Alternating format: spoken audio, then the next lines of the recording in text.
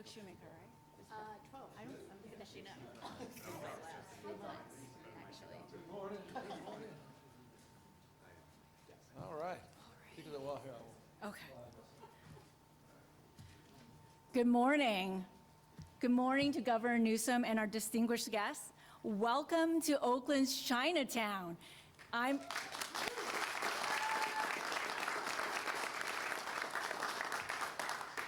I'm Janelle Chan, the CEO of East Bay Asian Local Development Corporation, or ABALSI. For more than 50 years, ABALSI has been rooted in Oakland as a community anchor, building affordable homes, strengthening local businesses, and advancing healthy, vibrant neighborhoods.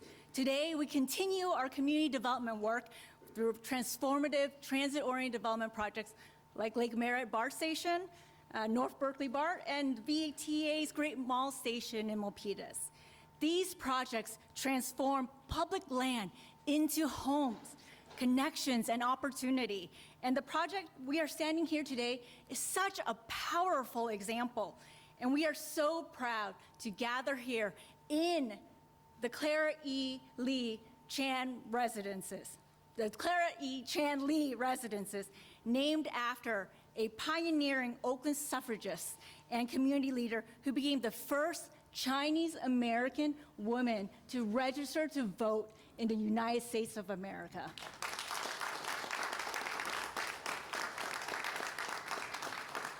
And she did that 3 blocks away from this site at the Alameda County Courthouse. Her legacy reminds us that progress is made by people who organize, persist, and create a place for those too often left out. The Clara E. Chan Lee Residences is the first phase of a larger 2-block development and provides 97 affordable homes for elders, our popos, our gongongs, and more than 80 million in state resources help make this possible. 50 million through tax credits, tax-exempt bonds, and nearly 26 million through HCD programs. These programs include IIG, REAP 2.0, and 16.7 million in ASIC, the first major commitment of funding to this project. And this unlocked the site, helped us leverage a dozen additional funding sources. So this building is truly a result of years of community planning. The community rallied around this idea of reconnecting the site back into our neighborhood, reknitting Oakland's downtown, and filling it once again with homes, culture, and life. This space will once again be a place of belonging. Thank you to BART, Mayor Barbara Lee, and the Oakland HCD team, Senator Araguin, Assemblymember Quirk Silva, Director Velasquez, and HCD, and Governor Newsom for continuing to remove the barriers so we can build more affordable housing and truly meet the needs and ambitions of our community. So this is what partnership really means, and we're working on a 4,000 square foot plaza next door to us, right above the BART tunnel, to tell Oakland's story of healing, perseverance, and celebration. And through these mosaic tiles, I ask everyone here, if you'd like, to be a part of that chapter. Help us lay a tile after this event. Meet Sharon afterwards. So now, it is my pleasure to introduce Doug Shoemaker, a longtime leader in affordable housing, and speaking today on behalf of the Turner Center for Housing Innovation. Thank you very much. Good morning, everyone. I'm pleased to be here representing the Turner Center for Housing Innovation at the University of California at Berkeley. Established about a decade ago, the Turner Center has been a leading voice in identifying, developing, and advancing public and private sector solutions to the nation's most intractable housing solutions. So, on par with that, the Turner Center has done a significant research on the cost of building housing. Earlier this year, just in January, published a report on the cost of impact fees on affordable housing. This research found that affordable housing projects that are awarded low-income housing tax credits have paid over $300 million a year on average to pay for local impact fees for projects that are moving forward with affordable housing. This represents fees on average of $20,000 to $30,000 per unit for new construction. When applied to affordable housing, these fees increase per unit subsidies and redirect limited public resources away from building affordable housing, reducing the amount of housing that can ultimately be built with public dollars. So what this legislation does, among other things, is reduce public impact fees on state-funded affordable housing development to ensure that limited public housing resources are used to build affordable housing rather than recycled back into locally imposed fees. The legislation does that through two important things. First, it prohibits local government from charging housing projects where the local government is directly applying for or co-applying for state housing funding. And secondly, and very importantly, it incentivizes local governments to reduce or waive local impact fees by considering fee reductions or waivers in competitive state housing funding programs, allowing them to count as local housing contributions when considering local contributions or local investment in affordable housing. This proposal really does a lot of things, and it builds on, I think, what the legislature and the governor's office have been doing intensely over the last few years, which is not only funding affordable housing, but addressing the cost issues that make it so problematic and has contributed to the cost and challenge of addressing affordable housing.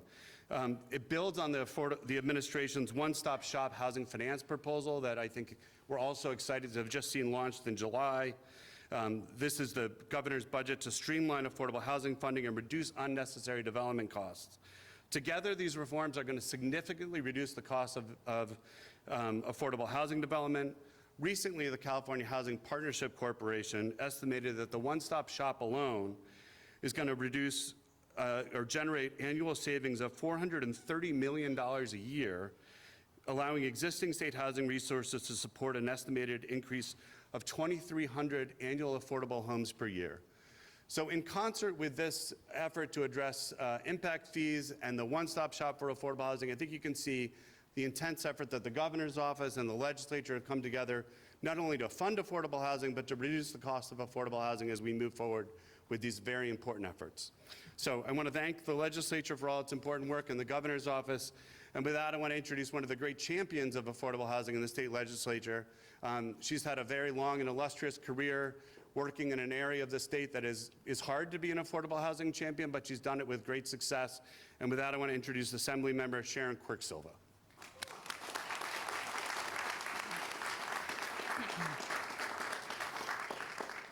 Good morning, and thank you so much for having me here, and it's a privilege to be here. I want to give a shout out to all the construction workers. Construction workers, you're building our future. And also to all the housing heroes that surround me, behind me, and in front. Your work every day is what is housing Californians. I want to thank our governor. I remember distinctively when he came onto the assembly floor, the green carpet in 2018, and did a speech that was mostly focused on housing and homelessness, and from that day I was one of his biggest fans because I distinctively remember how much a personal story in my family of losing a brother to homelessness and how much that meant to me. Thank you, Mr. Governor. I'm Assemblymember Sharon Quirk-Silva, representing the 67th District. 6-7, which includes the areas of North Orange County and Los Angeles. And homelessness is quite possibly the single defining challenge facing California. No single bill will solve it. No single budget will solve it. Progress, however, is real and happening every day. Over the past 3 years, more than 110,000 Californians have moved into permanent supportive housing through the Homeless Housing Assistance and Prevention Program, HHAP. Communities across our state are beginning to see those results.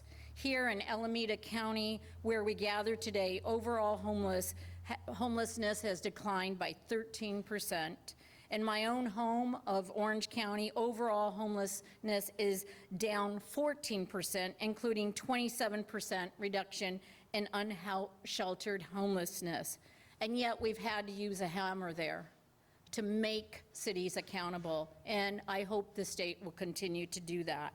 Those numbers matter because every one of those people that are housed represents a person, a veteran with a place to call home, a parent putting a child to bed in safety, a young person with a future that looks a little brighter, and a neighbor given another chance. That is the purpose behind the housing investment that we have made in California. Serving as the Budget Chair Subcommittee number 5 has given me the opportunity to help shape California's investments in housing and homelessness over the last 4 years, and we have fought hard for those dollars. I see Miles smiling over there. One lesson has remained constant: compassion without accountability will never earn the public's trust. Accountability without compassion will never solve the problem.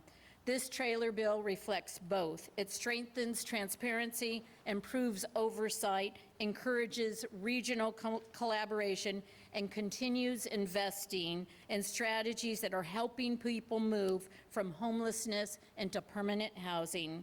Lasting progress happens one person, one family, and one community at a time. Today's bill signing is not the end of this work, but rather a commitment to continue it. California will keep building housing. California will keep improving outcomes, and California will keep working until every person has the dignity, stability, and opportunity that began with a safe place to call home. Thank you.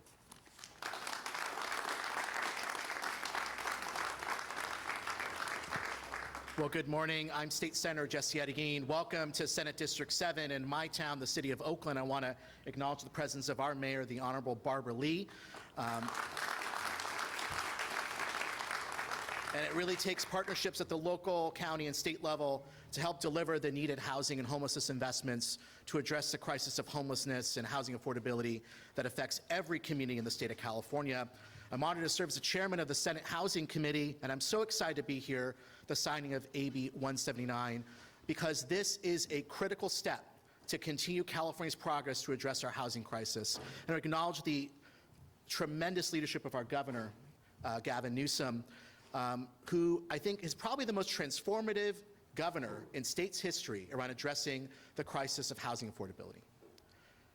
Billions of dollars of investments in building affordable housing and addressing street homelessness with accountability. And that's what this bill today will do. Address the issue of impact fees to make sure that we are maximizing the state's investment in funding to get homes built now. We know the cost of building is too high, and there's work that's being done right now in the legislature to look at building homes more quicker and make housing more affordable.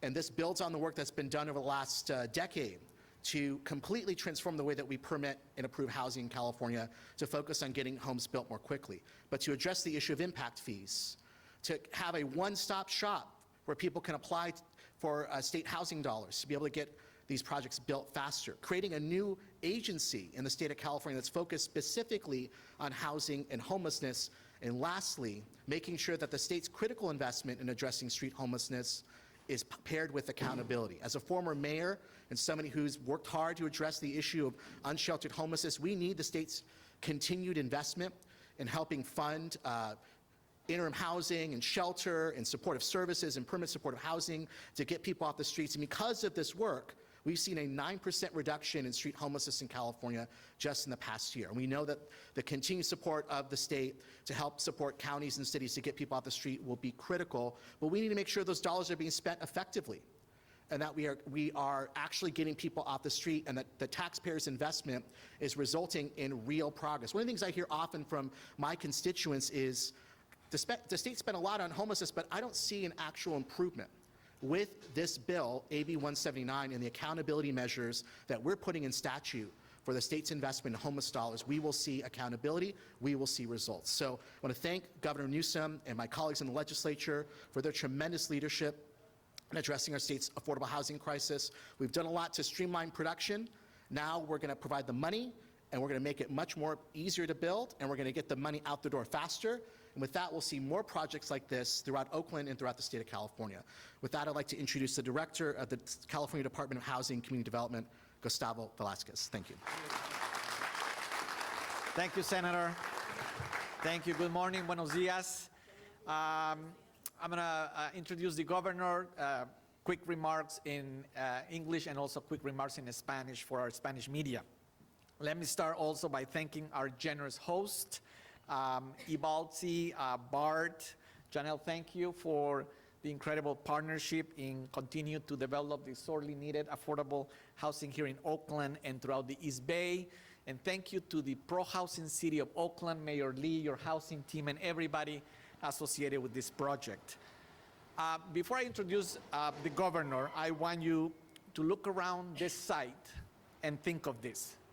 Clearly, the homes are not finished yet, but this is like 80% done. The foundation is strong. You have already mechanical, plumbing, electrical. Just the final touches are coming to put remaining walls, windows, and open doors and opportunities for nearly 100 seniors in the very near future. Today, what we are witnessing by the governor signing this law is kind of getting to completion. And I know the governor always reminds us we are not done. There's a lot still that we need to do, and he's right. But in the years he's been governor, he has partnered with champions, housing champions in the legislature like Assemblymember Quirk-Silva and Senator Arreguin on so many things. So it's kind of the foundation, the framing is there. Historic investments in affordable housing never seen before he became governor. Historic state policy reforms to help localities build more and build faster, removing zoning and environmental barriers that have stood in the way for decades, holding localities accountable whenever they prevent or block housing creation. But there is one issue that has been largely unaddressed until today, and that is affordable housing finance reform. And look, I have to admit, this is pretty wonky, but just ask folks building projects like this how much time, how much money, how much bureaucratic hurdles they face in order to complete the financing stacking to get to this point. But that changes today. One more reform in the long and incredible legacy on housing in this administration. The creation once and for all of a one-stop integrated housing financing system so that in the very near future, and we're not waiting, we have Secretary Moss under her leadership working really hard with so many of the folks around here, we're not waiting, but in the near future, Evolsi and mission developers like them will come to the state and obtain all the necessary financing at once. To what end? More housing, cheaper, and ensuring that we get to the affordability that we need. Unas palabras rápido en español. Estamos aquí reunidos para que el gobernador firme una ley muy importante que va a acelerar la creación de vivienda en los años por venir. Estamos en este proyecto que se dedicará para nuestros viejitos en Oakland que necesitan vivienda digna, vivienda segura, 100 unidades habitacionales para las personas de nuestra tercera edad. Y esta ley va a hacer que muchas más viviendas se crean en el futuro, aquí en Oakland y en todo el estado de California. So now with that, let me welcome someone who needs no introduction, our governor, Governor Gavin Newsom.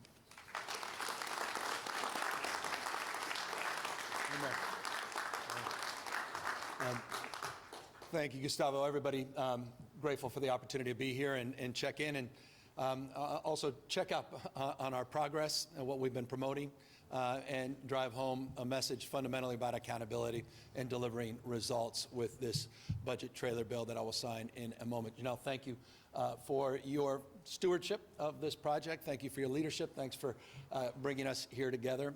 Thank you for your passion.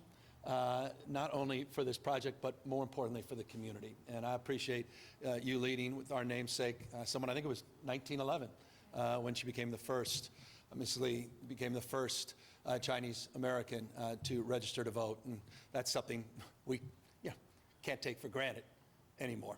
Every day there's a new headline that reminds us how precious that fundamental right is and how we have to continue to fight for it. So it seems so appropriate to be here today in her spirit at this precious moment.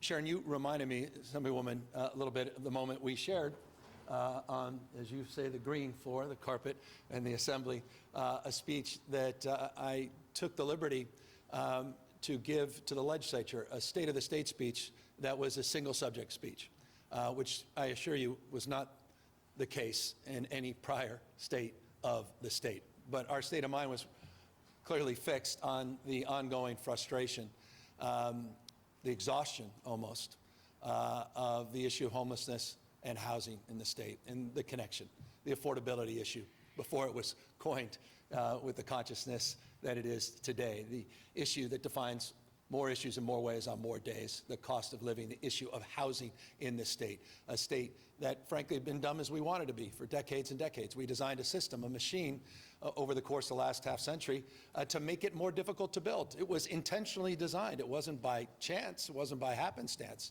It was designed not to build. And that required us not just to think differently and argue for different results, but to rebuild the machine. And that's what we've committed to do over the course of the last number of years. And it's taken a number of years to build the political will, the political capital, to build the partnerships, the coalitions. They're stubborn coalitions here. A lot of folks didn't want to see change. Local governments did not, I assure you, at the time, want to see change. So much so that one of the first acts as governor was to sue one of those local cities.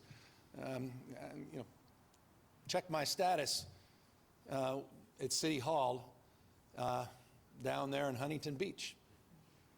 I'm not, there's not enough security to walk down those halls. We sued Huntington Beach. Been in litigation for years and years and years. They thought we'd go away. We didn't. 46 other states were put on notice, cities were put on notice. We convened work groups north and south, and we began to work on holding folks accountable to the housing elements, to what we refer to in the vernacular of the state, the RHNA goals. And we decided it was time to have some stretch goals. We went from 1.2 million legally required housing units to be constructed in the state of California in what we refer to as the fifth cycle of the RHNA goals, and we more than doubled it to 2.5 million in the last cycle. We have seen over the course of the last few years progress not only made in terms of achieving those goals, but we've seen those goals extend to now over 3.5 million housing units where zoning has been committed to and progress has been advanced in order to blow past that legally binding 2031 goal of 2.5 million new housing starts. That's progress. We continue to make progress as it relates to the creation of a housing accountability unit, so it wasn't ad hoc. And the purpose of the housing accountability unit was to provide not just sticks but carrots, to provide support, technical assistance to help cities and counties all across the state of California achieve those audacious goals. We also significantly increased our tax credit program. In fact, we're advancing another $500 million in this trailer bill to do just that. It was in the modest single digits when we started. So accountability, support, promoting progress, but also promoting fundamental reforms, and working with the legislature and two remarkable leaders behind me, and Jesse, Senator, I'll get to you in a moment. We started to chip away. ADUs was a big deal. Working on single-family zoning, SB 9 and 10, big deals. 2011 was a big deal, but nothing more significant and consequential. After nibbling around the edges, 32 CEQA reform bills that I was proud to promote, proud to sign, the Holy Grail was out there, the thing that Jerry Brown once referred to as the Lord's work, that struggled to even get a committee hearing, let alone out of a committee or a floor vote. And we were able to achieve that together rather audaciously. I know it wasn't the way you always want it. Not in a budget, certainly, but we got it done in the budget. And we did the most consequential housing reforms on infill and seeker reform in California's history last year. And what was remarkable about that, it's the old adage, once the mind is stretched, it never goes back to its original form. After all the friction, the frustration around that, you all came back, the legislature came back this year saying, what more can we do? Because the support you received from that was off the charts. People recognizing we need to do more and better. We need to produce visible, in the spirit of the senator's remark, visible results. They want to see more progress, more hard hats. They want to see more projects like this built, not more press conferences. And so that led to a series of reforms that we're announcing and landing here today. And let me quickly sum them up and sign this. As Gustavo rightfully said, the issue of financing and the labyrinth, the jungle gym, not even a ladder of sorts that you have to navigate to get financing. I think, you were talking about stitching together 8 different funding sources just from the state of California. And we applied 20 times, she continues to remind me, for those funds. Now we will be advancing, we have technically went in effect a couple days ago, as Gustavo reminded me. It's in effect, this codifies it and allows the funding to flow to the agency that's now been established that will allow us to establish this one-stop shop to reduce the friction, the time, the duplication, the repetition, the bureaucracy as it relates to accessing those funds. What does that mean? You reduce bureaucracy, you increase access and transparency, that drives down costs, drives down the time to a project. And we estimate with that reform and the reforms that I'll get to in a moment on impact fees, that we can reduce the cost per unit by $60,000 to $70,000. A governor has not been able to say that in years and years in this state. That's progress. And that impact fee is an important part. I saw this firsthand. I remember I was a mayor. As Jesse reminded us, he was as well. Once a mayor, always a mayor. And, I saw, dare I say, I may have even participated in a little bit of the abuse in that respect. And I use that word intentionally because it started to get a little abusive, the impact fees. I mean, become candidly usurious. In some ways, it's outrageous. And for too long, we've been complicit. We've been passive. We've been indulgent. Impact fees tend to be solving a lot of other problems, but it's not solving this problem. It's not solving the issue that we claim is a crisis, but we're not acting as if it is because we're not resolving it. And so you've got some cities and counties, these impact fees are comical. They're outrageous. It makes it quite literally impossible to develop an affordable unit. It's BS. It's just a brand. I don't care if it's a nonprofit attached, it's BS. Because we're stacking so many fees to solve so many other problems. So we try to figure out what we can do at the state level. We don't run local planning commissions, though we want to run accountability and focus on that. And so we came up with a creative strategy. We took a few at-bats on this the last few years. We couldn't figure it out. This year we finally figured it out. And that was to attach, seems a little obvious in hindsight, but all the state-funded programs. If you want state funding, you want $1, you want $200, you want $200 million, no local impact fees then. Drive down the cost. And if you do that, then we're also going to allow those dollars that you didn't attach as a fee to benefit your scoring at the state level and provide that as an offset to your quote-unquote local match. And all of a sudden, when we started to knit this together, braid it together, folks started to come together, including the leaders behind me in the legislature that drove this reform. So this is the first time in decades, first time in my knowledge period, we've done anything on impact fees. So we're streamlining bureaucracy, reorganizing a construct around a simple one-stop application around financing, focusing on real accountability at the local level, driving accountability at the state level with fundamental land use reforms, and time to develop reforms as it relates to CEQA. We're organizing in a construct more support, not just more punitive actions, and we're more resolved than ever to reach our goals. And here I'll conclude, and this is important, and this may actually make some sense, because talking about RENA goals and 8-year 6 cycles makes no sense to anybody. But this might. 682,000 units have been constructed since 2019.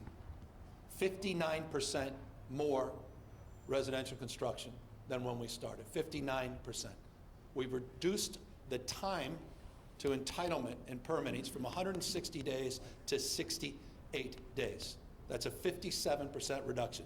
59% increase in the number of residential construction units and a 57% decline in the time to get these projects at the state level entitled. I'm proud of that. And let me give you another proof point. In the last 30 years, we've been struggling on multifamily. In the last 5 years, we've produced more multifamily than we have in the last 30 years. So we're finally seeing progress. We're coming out the other side of this flywheel, and I'm proud of that. And I'll end on this, including, as Jesse said, on homelessness. And there's not been a governor that can claim this, but it's only because of the work that Barbara's been doing, Mayor Lee, and Jesse with his old hat, former mayor in Berkeley, and mayors across the region in the Bay and across the state of California. But for the first time in almost 2 decades, California has seen a reduction in unsheltered homelessness. Visible reduction. Still a lot of progress, close to double digits, 9.5%. Few states, by the way, just 3 states can lay claim to any kind of reduction like that in the United States. You're seeing increases all across the country, double-digit increases in unsheltered homelessness. Finally, in California, we're seeing progress because we've driven the same mindset of accountability on encampments. As it relates to housing, we've also incorporated homeless accountability units. We're driving reforms, sticks and carrots, as it relates to Prop 1 and the $6.38 billion bond that we put out for mental health, the work we've done on encampment resolution grants, the work we've done on Home Key, which was referenced a moment ago in our tour. We're finally starting to see, again, another flywheel, and finally starting to see results and progress. Forgive the long-windedness, but it's what happens when you're termed out. Because we had a theory for the case, and we executed. And none of this, I assure you, was easy. I've said it many times, change has its enemies. Every single one of these things didn't happen before for a good reason. Politics did not line up with the policy. And so I just want to express my gratitude for all of you that helped create those conditions where we were able to move the needle and make real this progress. And with that, I have a pen. Why don't you guys come around? Why don't you all come around? Doug, even you.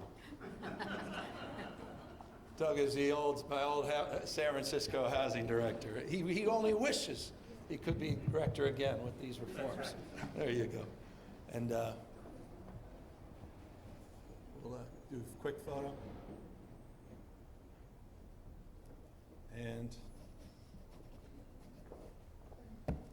get this done.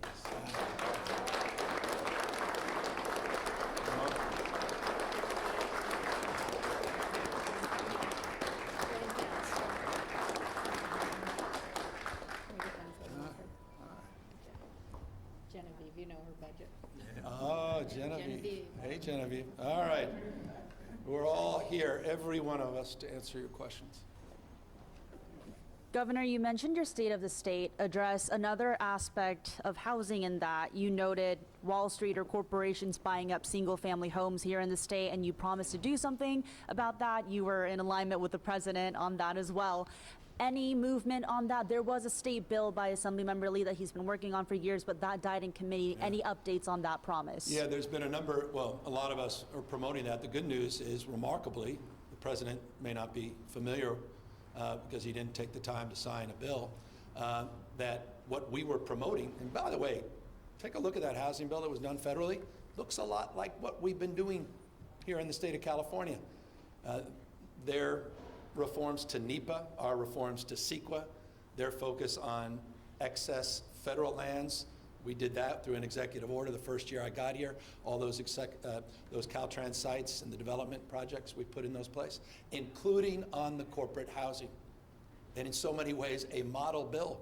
And I applaud the bipartisan nature of that bill and the legislative leaders in Congress for advancing it. In so many ways, it neuters the need, not completely, but substantially, for the state of California to move forward. That said, there are a number of bills and discussions and amendments that are in play as we assess exactly, waiting to see if that actually got signed or the midnight deadline passed, to assess what it means and what it doesn't mean in relationship to California's unique conditions. So we'll assess that further, but substantial progress was legitimately made through the housing bill that was advanced federally. Governor, even with the progress that you cited, California still ranks as one of the most expensive states for housing, and especially with some of the bureaucratic red tape that gets in the way. What's your message to Californians who are struggling with this issue? How long might it be until we start to see? Well, I hope they'll take a look at this press conference in the last 20, and they'll hear exactly what we're doing substantively on that topic. We're getting rid of the red tape, substantively.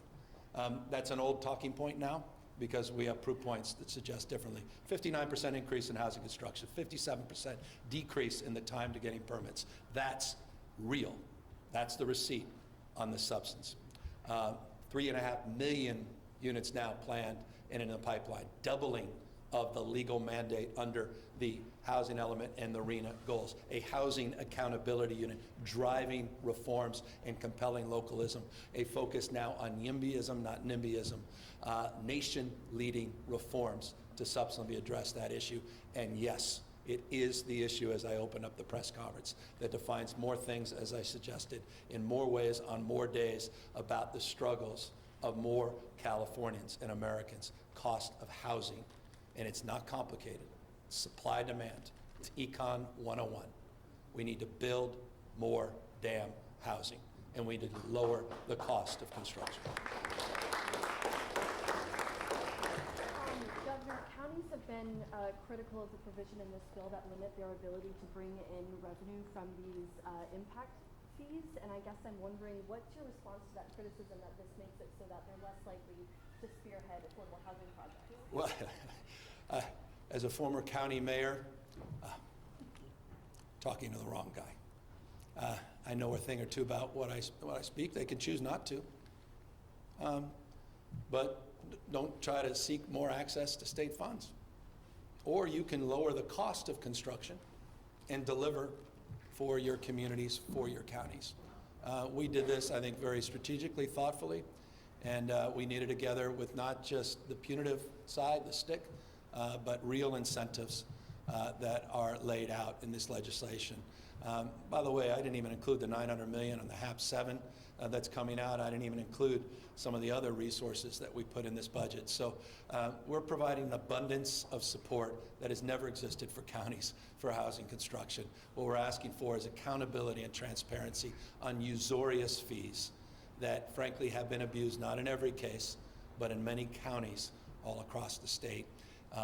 While I'm sensitive to that critique, I've been hearing it for years and years and years, and I feel like we've struck the right balance with this legislation. Sorry, we'll have three measures on the ballot. 26, addressing housing, Hertzberg, Moldasa, Homes Bond, the affordable housing law, and then CEQA. Do you think that the state's done enough for voters to look at all that money, look at those three, and say yes on all of those? Yeah, well, I'll get to the, I'm going to go through what I do this time every other year, and that's assess the merits of all the bills. But certainly I'll speak to the one that we can all speak to with some intimate familiarities. We all worked on it together, which was the state housing bond, which absolutely the voters should support. That was vetted in the mindset that we brought to this legislative effort here today, which is a mindset of accountability and transparency about delivering results, about time to delivery, and about lowering costs. And so all of those were fed through that prism, and I'm very, very pleased with the work that was done to get that bill, or rather to get that bond on the ballot. As it relates to the other bills, I'll be putting out a little bit more in terms of my thinking on that over the course of the next few weeks. But I'm very, very proud of the work, including, by the way, the money that's in that housing bond for veterans, which is incredibly important. Anybody else? How might this work in concert with the federal legislation? I know you said there's a lot of overlap with great. what California is already doing. Hey, rare to, a couple of good things are actually happening in Washington, D.C. It's hard for me to, forgive me, I want to say it again just because I want to hear it myself. A couple of good things have actually happened in Washington, D.C. And this was one. I don't want to overstate it, but it's a pretty good damn bill. And I actually stress tested it a number of times, and I wasn't joking when I said, looks a lot like California, which may have been one of the reasons Trump didn't sign it. But I thought there was a lot of good thinking and a lot of smart work that was done on it. Federal government, states have limited roles and responsibility when it comes to these things. Localism's determinative on all this. Housing and homelessness, it's a bottom-up construct. So it's really about getting rid of those regulatory thickets. It's really about creating flexibility and doing what you can to support localism. And I think what they did, what we've done, is going to feed very nicely into what the counties and cities will be doing all across this nation and subsequently all across the state of California.